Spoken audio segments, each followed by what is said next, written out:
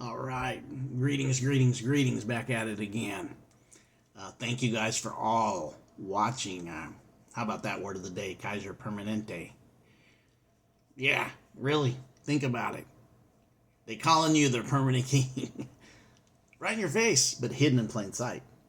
Because the recognition pattern wasn't alive. And some, ooh, where you go, ooh, I see that. It's right in front of your face. Because it's there. Right in the language. And we're always in talk etymology here in language.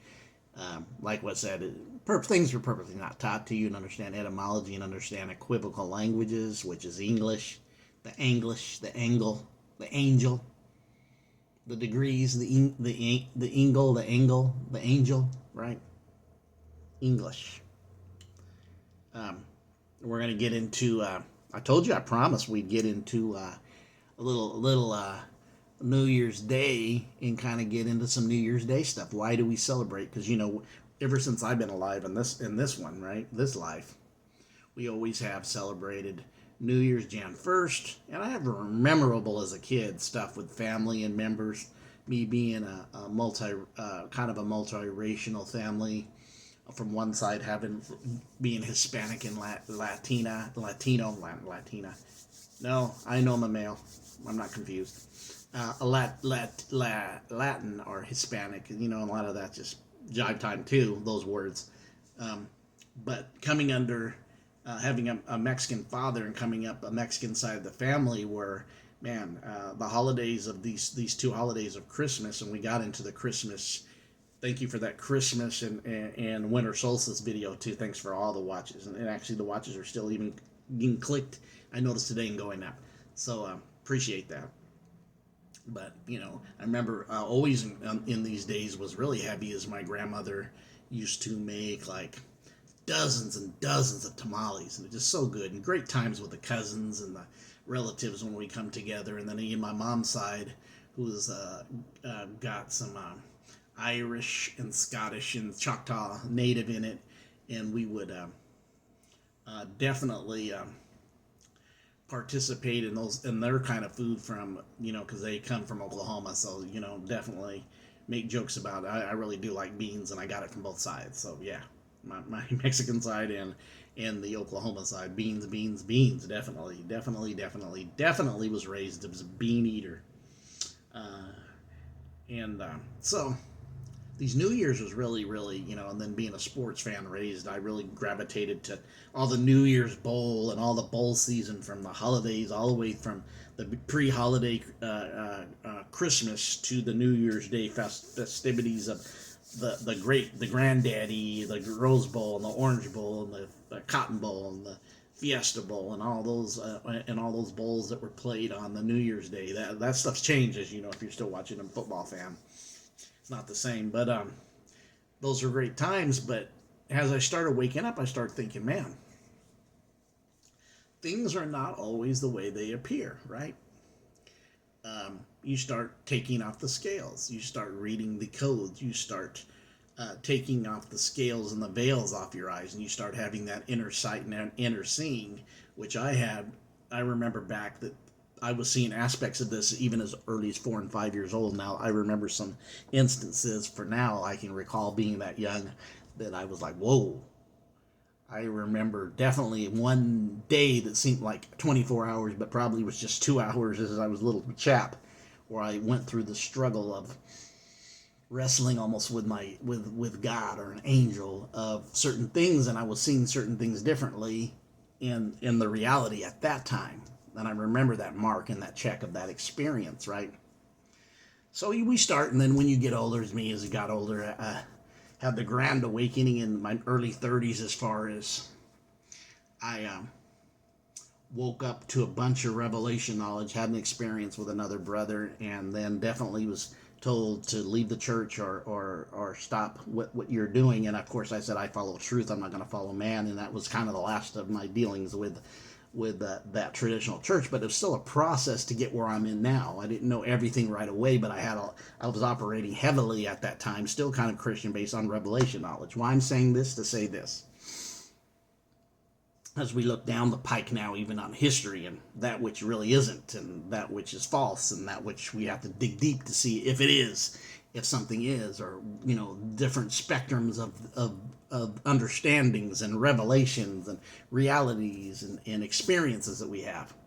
So when I look at this, and I look at this New Year's, and now it's, for a while it's hit me. I've never did a video on it about it. I've talked to it with friends and conversations.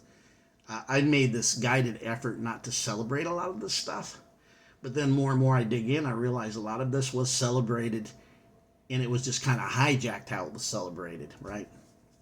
And I get that, and I see that, and a lot of stuff that I thought was, this is them, this is the fakeness, really was them just giving it a new meaning to what ancestors and other people in the past actually did do this. What it was purpose and what it was for wasn't necessarily the hijack we got later, right? From the last of what we've seen the last few, millenniums, and I'm not totally, don't trust all these time layers that we've been layered in, and this is going to talk about a little bit of that layering in this New Year's Day.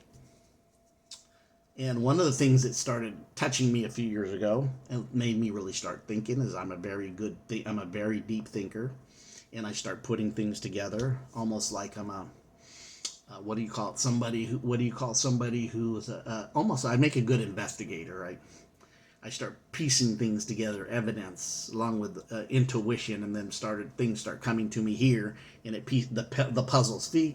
I kind of was like, why do we celebrate Christmas or New Year's in the death, which winter represents death, in the death of winter, right? That hit me really, really, really, really, really.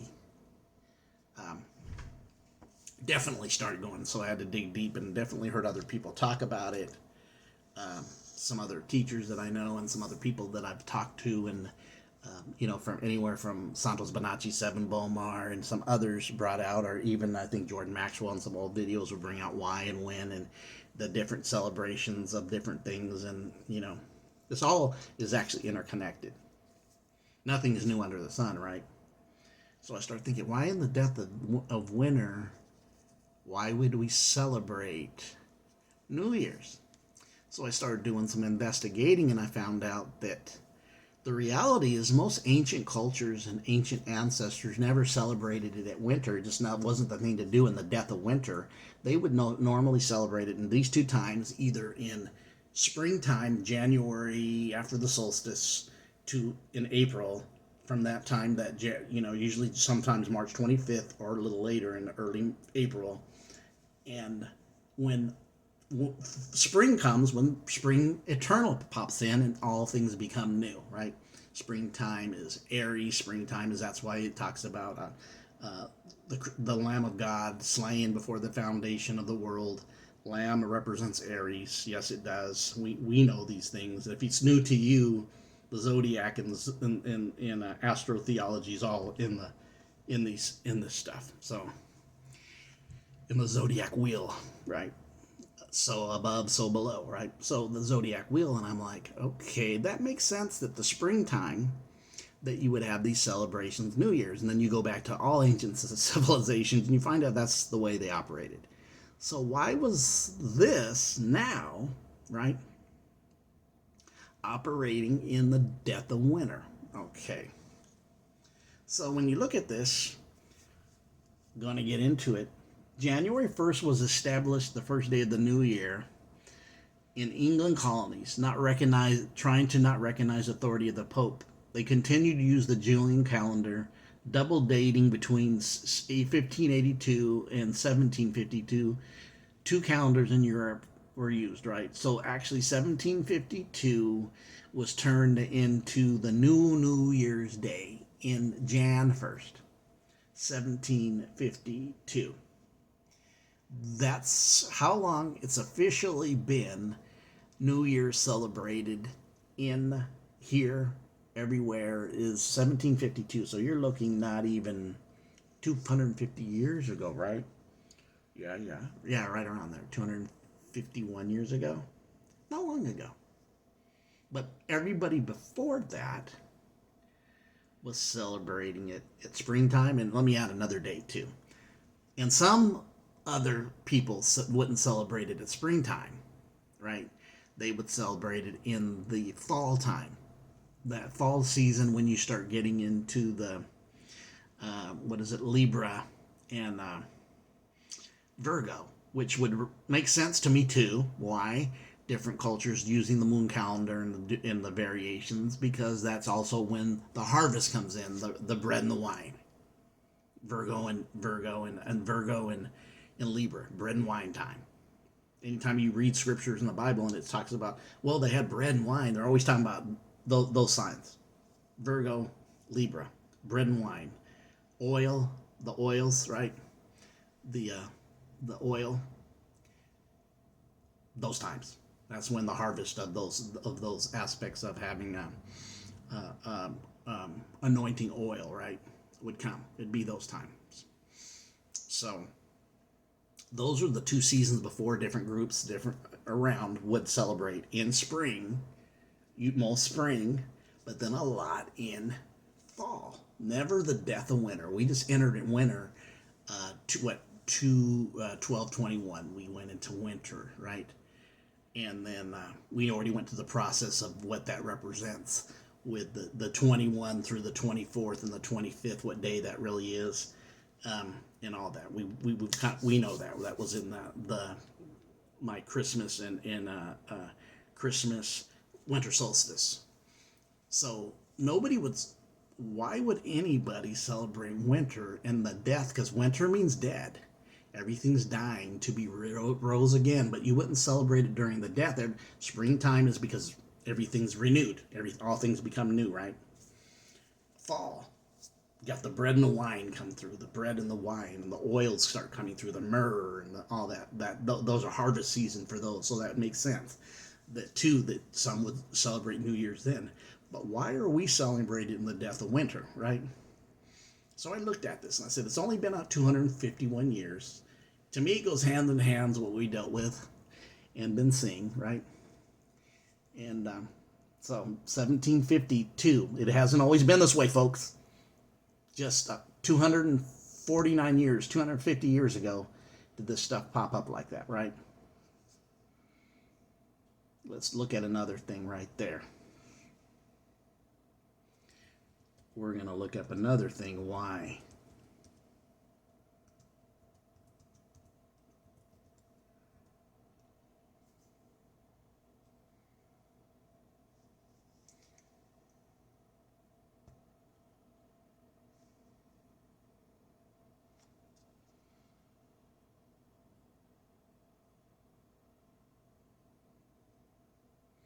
All right.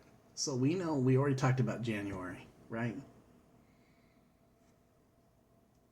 New Year's, January, and we're going to go why January, right?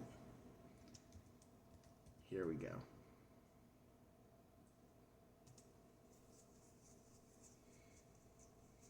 All right, here we go. So the reason that we celebrate in January, here you go, ready for it?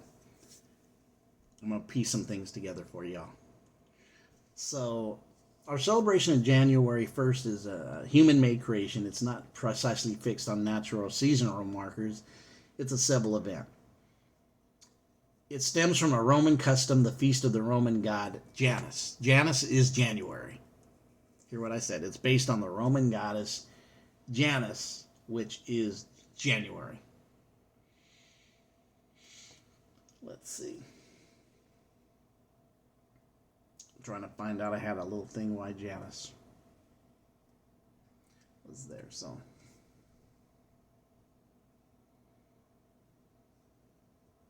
the Roman goddess or god Janus, right? That's why January 1st, this is a Roman, I'm telling you, this is a Roman system we're still living in. That's facts. Is